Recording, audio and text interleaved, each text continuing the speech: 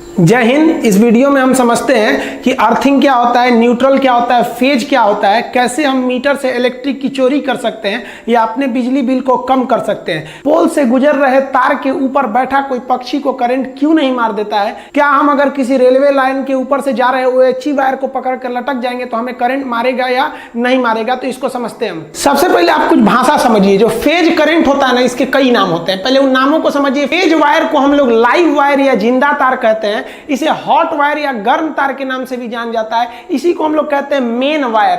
अब दूसरा हो जाता है न्यूट्रल। न्यूट्रल को हम लोग कोल्ड वायर कहते हैं या इसे ठंडा तार कहते हैं। अब इनका काम क्या होता है। फेज वायर उसे कहते हैं जो करंट को ले आ रहा है, और न्यूट्रल उसे कहते हैं जो करंट को ले जा रहा है। यही दो चीजें होती हैं। और अर्थ होता है एक अलग चीज होता है। ये भी एक तरह का न्यूट्रल है। ये सेफ्टी के लिए ही लगाया जाता है। उसको हम आगे समझाएंगे। अभी यही मेन समझिए। फेज वायर के रास्ते से करंट आता है और न्यूट्रल से जाता है। आना जितना जरूरी है उतना ही जरूरी जाना है। जैसे मान लीजिए हम सांस ले रहे हैं तो ये फेज है, और छोड़ेंगे तो वो है न्यूट्रल। तो आप बताइए ना, हमारे लिए जरूरी क्या है, फेज की न्यूट्रल। भैया एको को कम होगा ना तो हम मर जाएंगे। कि ऐसे थोड़ी होगा खाली फेजे पे रह जाएंगे, खाली इसे छोड़ते रहेंगे न्यूट्रल पे हो जाएंगे। तो फेज और न्यूट्रल दोनों जरूरी है। जैसे एक चोर जाता है चोरी करने के लिए तो घुसले रह जाएगा अंदर तो सुबेरे पिटाएगा वो। मान लीजिए बिना घुसले निकल गया तो फिर फायदा क्या हुआ, उसको चोरी किए। तो चोर जाने का रास्ता वो फेज, और जिधर से कूद के भागेगा वो न्यूट्रल। दोनों जरूरी है, फेज और न्यूट्रल। तगड़ा कौन मारता है भैया, दोनों बराबर है। सुरक्षा के लिए हम फेज तार को हम रेड कलर से रंग देते हैं, और जो न्यूट्रल होता है इसे किसी अन्य कलर से रंग दिया जाता है। अर्थिंग वायर को हमेशा हम हरा रखते हैं। अर्थिंग को लास्ट में समझेंगे। यहाँ देखिए, ये लाल वाला तार फेज के लिए हो सकता है, ये न्यूट्रल में आप किसी को भी यूज कर सकते हैं। लेकिन याद रखिएगा, हरा तार का प्रयोग हमेशा अर्थिंग में करते हैं। देखिए, जब तक आपके पास न्यूट्रल नहीं रहेगा ना, आपको बिजली का झटका नहीं लग सकता है। करंट कहता है कि हम चले जाएंगे, और जैसे हमको लौटने का रास्ता मिल गया तभी हम करंट मारेंगे। अगर लौटने का रास्ता नहीं है ना तो हम करंट मारेंगे ही नहीं मारेंगे। तो जो ट्रांसमिशन लाइन आ रही होती है, इसमें न्यूट्रल जानबूझ के नहीं दिया जाता है कि गलती से भी कोई इसे टच कर जाए तो उसे केवल फेज मिले। अगर न्यूट्रल दे देंगे तो लौटने का रास्ता मिल जाएगा, उसे करंट मार देगा। इसमें देखिएगा, यहाँ पर पक्षी बैठे हुए हैं, इन पक्षियों को करंट नहीं मारेगा क्योंकि ये केवल फेज पर बैठे हैं। न्यूट्रल मिलेगा तभी मारेगा। यहाँ इस पक्षी को देखिए, इसमें भी देखेंगे एक फेज है, ये 3 ठो फेज हो गया, और एक हम ब्लैक कलर से कर देते हैं और ये वाला हो जाएगा आपका न्यूट्रल। इस तीनों में से एक जो होता है, 4 में से एक जो होता है वो न्यूट्रल होता है। अब जैसे ये देखिए, ये पक्षी फेज पे बैठा है, ये भी फेज पे, ये भी फेज पे। दो फेज वगैरह फेज पे बैठने से कभी करंट नहीं मारेगा, लेकिन जैसे ये न्यूट्रल पे टच हो जाएगा इसको करंट मार देगा। जैसे यहाँ देखिए ना, ये बकलोलवा को ये क्या किया है, अपने पंजा से इसको पकड़े हुए है और ठोड़ से, चोंच से इसको पकड़ लिया है। लेकिन मान लिया कि एक ठो ये वाला क्या है, फेज है, और दूसरा ये नीचे वाला न्यूट्रल है। तो यहां से इसके ठोड़ से तो करंट घुस जाएगा, और करंट जैसे पैर के पास आएगा उसको समझ गया कि अरे भैया जाने का रास्ता मिल गया, न्यूट्रल मिल गया, मार इसको, झनाक से उड़ जाएगा। या फिर ऐसा भी हो सकता है कि नीचे वाला फेज हो, ऊपर वाला न्यूट्रल, तो नीचे पैर के रास्ते करंट घुस जाएगा, और ठोड़ के रास्ते से देख लेगा कि जाने का रास्ता है तो मार देगा इसको। इस ससुरा मरेगा ये, अगर ये फेज और न्यूट्रल पर बैठा है तब। देखेंगे तो एक कौवा यहां बैठा हुआ है, ये कौवा फेज पर बैठा हुआ है, तो इसको करंट नहीं मारेगा क्योंकि न्यूट्रल नहीं है इसके पास। लेकिन ये आदमी को देखिए, बकलोलवा को, अपने जमीन पर खड़ा है, तो जमीन से इसको न्यूट्रल मिल जाएगा क्योंकि करंट को जाने के लिए न्यूट्रल जमीन है। सबसे बड़ा न्यूट्रल जो होता है वो जमीन होता है। तो ये तो न्यूट्रल ऑलरेडी है, और इसके ऊपर से ये किसी लोहे के छड़ द्वारा इसको छू दिया है। तो ये तो छू के ले आया है किसको, ये तो लेके आ रहा है फेज को। अपने पैर जमीन पे खड़ा है, मिल गया न्यूट्रल, फेज न्यूट्रल मिल गया, मारेगा इसे, चुरा मरेगा ये। देखिए, रेलवे का जो ओवरहेड इक्विपमेंट OHE वायर गया रहता है, अगर आप इस वायर को पकड़ के लटक जाते हैं तो आप तो केवल एक फेज बन गए। मतलब करंट जो है वायर से आपके शरीर में आ गया है, लेकिन आपको झटका नहीं मारेगा क्योंकि झटका मारने के लिए उसको चाहिए न्यूट्रल। आपको न्यूट्रल नहीं है। आप कहेंगे तो ट्रेन कैसे चल जाती है, तो ट्रेन जो होती है ऊपर से लेती है फेज, और उसके रास्ते उसके मोटर में आता है करंट, और चक्का जो होता है उसके इस रेल पटरी पे रहता है, और जगह जगह से रेल पटरी को जमीन से जोड़ा गया रहता है वायर द्वारा, तो पटरी से मिल जाता है न्यूट्रल और ट्रेन चल जाती है। अगर कोई इलेक्ट्रिक मिस्त्री पोल पर चढ़ा होता है तो वो अपने हाथ में रबड़ का ग्लव्स पहने रहता है जो इंसुलेटर का काम करता है। साथ ही अगर आप देखेंगे तो इसमें ये एक तो ये फेज हो गया है 3 ठो, और ये वाला एक हो गया न्यूट्रल। तो ये देखिए, ये केवल इन फेज के पास में है, न्यूट्रल पे नहीं है। इसको करे, और जहां ये न्यूट्रल को टच करेगा इसको भी मार देगा। तो आपको न्यूट्रल पे बच के रहना है। ट्रेन के ऊपर अगर आप चढ़ जाते हैं कोई दिक्कत नहीं है।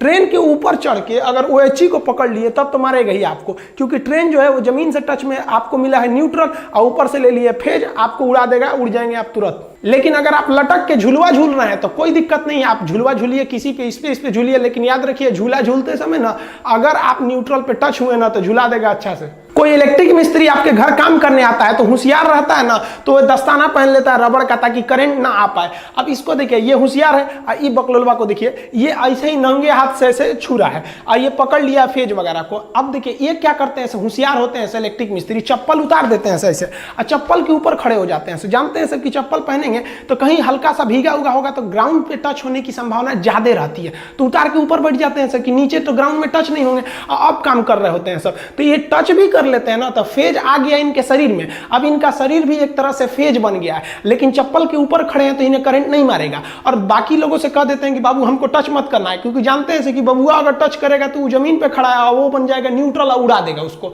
तो अगर आप उसको टच कर लेते हैं तो वो तो था फेज, आप जैसे इसको टच किए हैं आपका पैर जमीन पे है और अगर जमीन के संपर्क में आ गया, नंगे पैर हैं आप या फिर भीगा हुआ है तो फिर मार देगा, वो हो जाएगा जाने का रास्ता न्यूट्रल। अब जमीन हो गया न्यूट्रल और तार हो गया आपका फेज, और आप मिस्त्री और वो दोनों लोग क्या हो गए, बॉडी बन गए लोग, आप लोग को उड़ा देगा। तो ये मिस्त्री जो है ये देखिए ये होशियार भी है, स्मार्ट भी है, इससे जुड़ा कर्मफोर है। अर्थिंग समझिए क्या होता है। अर्थिंग का यूज केवल सेफ्टी के लिए किया जाता है। जैसे मान लीजिए कि यहां से करंट आ रहा है तो रेड वाला फेज है वो ला रहा है और न्यूट्रल है ब्लैक वाला, तो आप इसमें से इसको खोसिएगा तो करंट लेके आएगा और करंट इस फ्यूज में गया है। तो देखिए यहां से तो रेड वाला करंट है, ये तो आ गया फेज और इसको चालू कर देगा फ्रिज को और लौटने का रास्ता ये न्यूट्रल से ये लौट जाएगा। लेकिन जब कभी कोई इक्विपमेंट ज्यादा काम कर देते हैं, पुराने हो जाते हैं, तो हो सकता है कि यहां पर तार कहीं घिस गया हो पुराना होने से और घिसने के बाद इसके बॉडी से टच हो गया हो।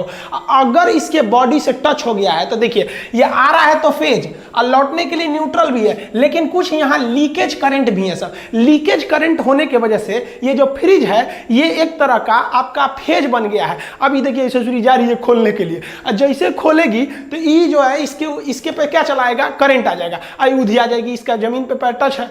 जूता पहनी है ये, उतार देते हैं जूता, इसका जूता उतार दिए। अब देखिए ये नीचे है, इसका तो संपर्क हो गया नीचे से, अब यहां से जो करंट आया था वो न्यूट्रल में तो चला गया, लेकिन लीकेज करंट जो था इस फ्रिज के रास्ते से इस छुरी की बॉडी में चला आया और इसका पैर नीचे था, इसलिए इसको जाने का भी रास्ता मिल गया, इसको मारेगा ये उधिया जाएगी। तो इस लीकेज करंट से बचने के लिए हम चाहते हैं कि जिस तरह से फेज को लौटने के लिए एक न्यूट्रल था, उसी तरह लीकेज करंट को लौटने के लिए भी कोई ना कोई रास्ता होना चाहिए। तो लीकेज करंट को लौटने के लिए जो रास्ता होता है उसे हम कहते हैं अर्थिंग। जैसे मान लीजिए कि इसी फ्रिज से यहां एक वायर को ले आके जमीन में ऐसे कर देते तो वो क्या हो जाता है, अर्थिंग हो जाता है। अर्थिंग का साइन ऐसे ही बनाया जाता है, बड़ा से छोटा करते हुए जाया जाता है, अर्थिंग करंट। अब इससे क्या होगा, जो फेज आया था वो न्यूट्रल से चला गया और लीकेज करंट जो था इस फ्रिज का इस वायर के रास्ते अर्थिंग में चला जाएगा। अब आप कहेंगे कि सर तब तो हर सामान में एक खोज उसमें खोद करिए और उसमें एक तार बांध के जगह जगह घर फोड़ के उसको अर्थिंग करिए, घरे खराब हो जाएगा ये अर्थिंग से।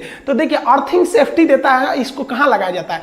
अर्थिंग जो होता है ना, इसका जो प्रतिरोध होता है, क्वेश्चन पूछेगा कितना होना चाहिए, तो अर्थिंग का प्रतिरोध रेसिस्टेंस बहुत ही कम होना चाहिए, 8 ओम से भी कम होना चाहिए। जबकि हमारे शरीर का जो प्रतिरोध होता है, अगर शरीर भीगा है तो 1000 होता है और अगर सूखा है तो 1 लाख हो जाता है। तो यानी हमारा शरीर सूखा है तो करंट को 1 लाख से धकेलेगा और भीगा है तो 1000 से ढकेलेगा, और जो अर्थिंग होता है वो महज 8 ओम से ढकेलता है। इसलिए कोई भी कहां जाता है, प्रतिरोध मतलब होता है रुकावट, ब्रेकर। अब आप बताइए, आप गाड़ी से जा रहे हैं, एक तो ब्रेकर इतना ऊंचा है, अब बगल वाला ब्रेकर थोड़ा सा है, तो गड़िया वाला को देखते हैं मुड़ा के जाता है, कहता दूर हचका पे से कौन जाएगा। तो हमारे शरीर का प्रतिरोध यानी ब्रेकर ज्यादा हैवी होता है और अर्थिंग का ब्रेकर कम होता है, इसलिए लीकेज करंट इधर न जाके नीचे चला जाता है। अर्थिंग के लिए अर्थिंग का प्रतिरोध हमेशा कम रखा जाता है, 8 ओम से इसे नीचे रखना चाहिए। देखिए अर्थिंग को ही हम ग्राउंड कहते हैं, ये एक तरह से सेफ्टी के लिए ही यूज किया जाता है, जबकि ये एक तरह से कहिए तो जो लीकेज करंट है उसे वापस जाने के लिए रास्ता दे देता है। अर्थिंग वायर हमेशा और हमेशा हरा रंग का रहना चाहिए,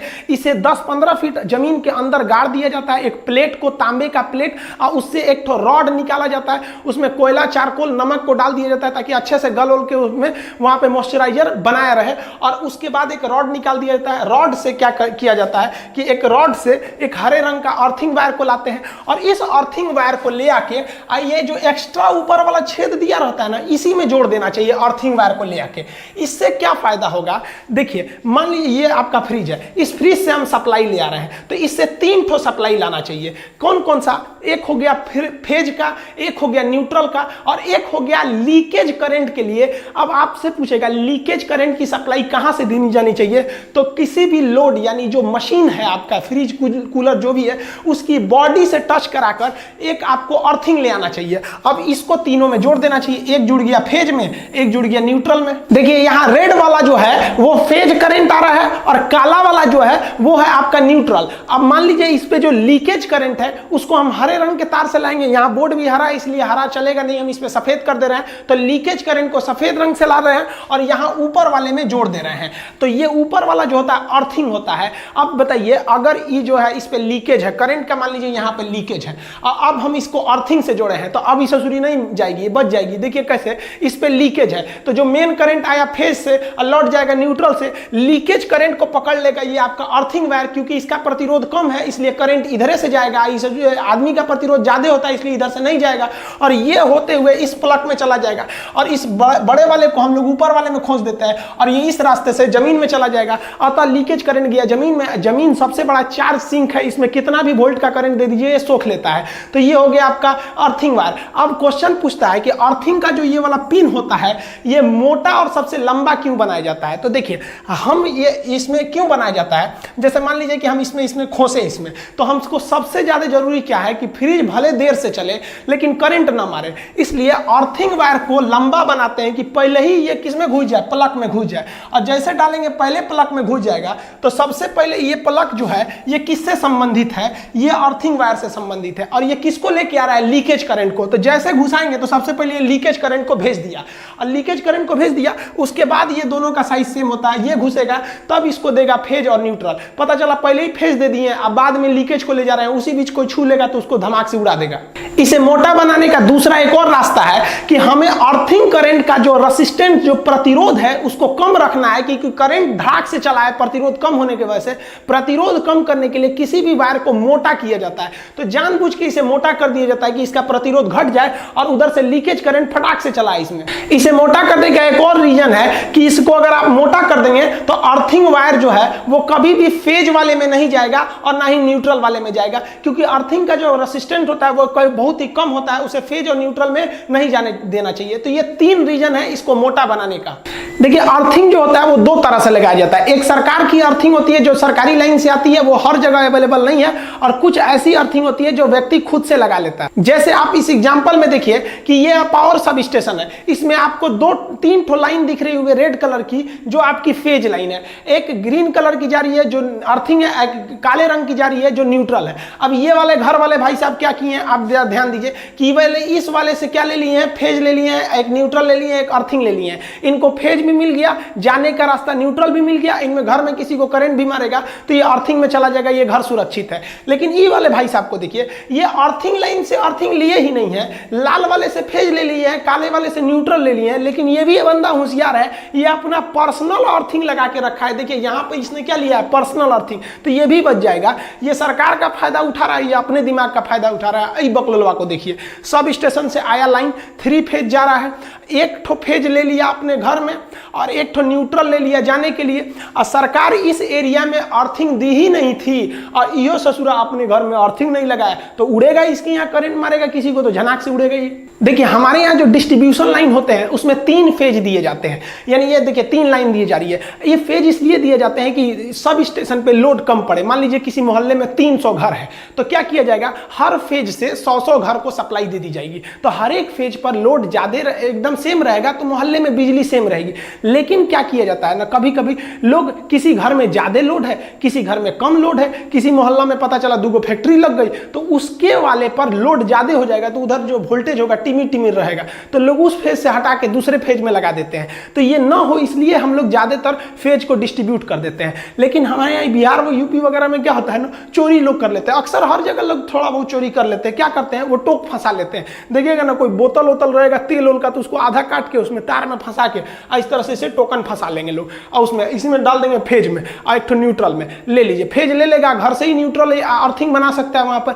और उससे क्या होता है, तब ये सब स्टेशन पर लोड ज्यादा हो जाता है। पता चला इसने 100 घर को डिस्ट्रीब्यूट किया था और किसी एक फेज में 50 तो घर वाले टोक फंसा के चोरी करने लगे हैं लोग। अब भाई चोरी करेंगे तो उस पर एक्स्ट्रा लोड आ जाएगा, तो इस एक्स्ट्रा लोड से लिए कई बार छापा पड़ता है, तो ये लोग क्या करते हैं, उतार लेते हैं, कहते हैं हमारे यहाँ तो लाइटें नहीं है। देखिए जो हाई टेंशन लाइन होती है, जो जहां से ट्रांसमिशन होके आ रही होती है, उसको हम लोग डेल्टा में जोड़ते हैं। डेल्टा ऐसे कनेक्शन को कहते हैं जिसमें से न्यूट्रल नहीं गया रहता है, यानी अगर डेल्टा में जुड़ा है तो न्यूट्रल है ही नहीं है, आप उसको करंट ले लेंगे लेकिन कोई काम नहीं कर पाएंगे और ना ही आपको झटका मारेगा, क्योंकि डेल्टा में न्यूट्रल नहीं होता है, आपको न्यूट्रल देना पड़ेगा। तो जो हाई वोल्टेज होते हैं यानी स्टेप अप करंट या ट्रांसमिशन लाइन, वो डेल्टा में जुड़ा होता है। लेकिन जब वो सब स्टेशन पे पहुंचता है तो उसे स्टेप डाउन करके उसे हम लोग कहते हैं लो वोल्टेज, और उसके बाद डिस्ट्रीब्यूट करते हैं। तो डिस्ट्रीब्यूशन लाइन आपको स्टार कनेक्शन में होता है। स्टार कनेक्शन में 3 फेज के साथ साथ एक न्यूट्रल भी होता है। क्वेश्चन कहेगा कि जो स्टेप डाउन ट्रांसफार्मर होते हैं वो कौन से होते हैं, तो वो डिस्ट्रीब्यूशन के लिए होते हैं, उनका वोल्टेज कम होता है। कम वोल्टेज पे ही हम लोग को काम चलाना रहता है अपने घरों का 240-230 वोल्ट के आसपास में, तो वो स्टार में रहते हैं। लेकिन high tension line, high voltage, step up वाले डेल्टा में रहते हैं। ये अलग से हम पढ़ाएंगे आपको डेल्टा और स्टार में, और क्या होता है जंपर पिन इनसे इसको कनेक्ट करने के लिए। तो इस तरह से हमको आता है डेल्टा से ट्रांसफार्मर दे देता है स्टार। अब हमको जो मिलते हैं, देखिए कोई भी चीज कभी कभी सुने होंगे कि ये 3 फेज का है, ये सिंगल फेज का है, तो सिंगल फेज की चीज कमजोर रहते हैं और 3 फेज की चीज बहुत शक्तिशाली रहते हैं। जैसे यहां से देखिए आपको 3 लाइन जा रही है, आर बाई बी, ये फेज को दर्शाते हैं, एन से हो गया न्यूट्रल। तो ये पंखा जो है एक नीले रंग का फेज लिया है, एक काले रंग का न्यूट्रल लिया है, तो न्यूट्रल कॉमन बना दिया जाता है, एक ही रास्ता हो जाता है निकलने के लिए। तो ये पंखा कितने फेज का है, 1 फेज का। ये लाइट को देखिए, ये पीले वाले से लिया है फेज और काला वाले से न्यूट्रल, सबके लिए कहीं न्यूट्रल है काला वाला, तो ये भी सिंगल फेज का है। आप इस सॉकेट को देखिएगा तो इसमें लाल वाले से एक ठो ले लिया है फेज और काला वाले से लिया है न्यूट्रल, तो ये भी कितने फेज का है, सिंगल फेज का। लेकिन मोटर को बहुत ज्यादा मेहनत करना होता है, उतना पानी को 5 तल्ला पे चढ़ाता है टंकी पे, तो सिंगल फेज पे उतना शक्ति नहीं हो पाएगा। तो इस ससुरा को देखिए 3-3 को फेज ले ले है, लाल वाले में से पीला, नीला, आर वाई बी तीनों फेज ले लिया है। फेज को हम लोग कोड भाषा में आर वाई बी कहते हैं, और एक तो न्यूट्रल लिया है। तो ये मोटर कितना फेज का है, 3 फेज का मोटर है। अब इसीलिए लोग कहते हैं ससुरा मोटर से करंट मारता है तो उड़ाइए देता है। अरे उड़ाइए कौन चीज देता है, मोटरवा ससुरा 1 फेज पे थोड़े चल रहा है, वो तो 3 फेज पे चल रहा है। तीनों फेज बा छुएगा तो उड़िएगा नहीं।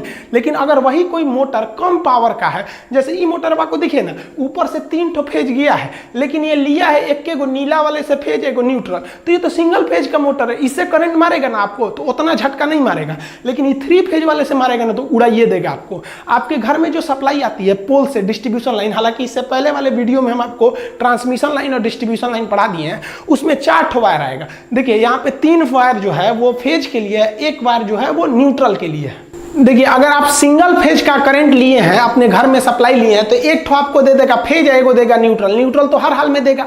और 3 फेज का लिए हैं तो 4 गो तार आएगा, 3 ठो फेज आएगा, एगो न्यूट्रल आएगा। तो अब आप कहेंगे कि सर हम फेज लेते हैं और जला के न्यूट्रल से भेजते हैं, तो आप जैसे मान लीजिए यहाँ से लिए पोल पे से आपके मीटर में आया है 1 फेज 1 न्यूट्रल, और इधर से निकलेगा आपके घर में 1 फेज और न्यूट्रल, तो फेज से करंट जाएगा, न्यूट्रल से आएगा, मीटर को होते हुए पोल पे जाएगा। आप सोचेंगे ससुरा पोलवा पे से कहाँ चल जाता है, तो पोल पे से वो जाता है ट्रांसफार्मर के पास, और ट्रांसफार्मर में एक तार द्वारा उसे ग्राउंड करके अंदर भेज दिया जाता है। तो न्यूट्रल और ग्राउंडिंग में ज्यादा का अंतर नहीं है, ये अपने घर नहीं ले जाता है, वही ट्रांसफार्मर तक ले जाता है, वहां से ग्राउंड कर देता है। अब बिजली चोरी कैसे करते हैं लोग, देखिए मान लीजिए आपका सिंगल फेज का मीटर है, तो 1 फेज ले लिए, 1 न्यूट्रल ले लिए, तो ये इनपुट है, आउटपुट आपके घर में जाएगा 1 फेज 1 न्यूट्रल। तो चोरी करने वाला क्या करता है कि यहां से फेज ले जाता है और न्यूट्रल को बीच में रोक देता है, किसी कमरा के पास जाके न्यूट्रल को काट के टेप चिपका देता है। तो करंट तो इधर से गया, ये फ्रिज चलेगा नहीं चलेगा, क्योंकि केवल फेज मिल रहा है। पंखा चलेगा, फेज मिल रहा है। लेकिन ये ससुरा होशियारी कर देता है, यहां से इसको ले जाके एक इधर से ना अर्थिंग जोड़ देता है।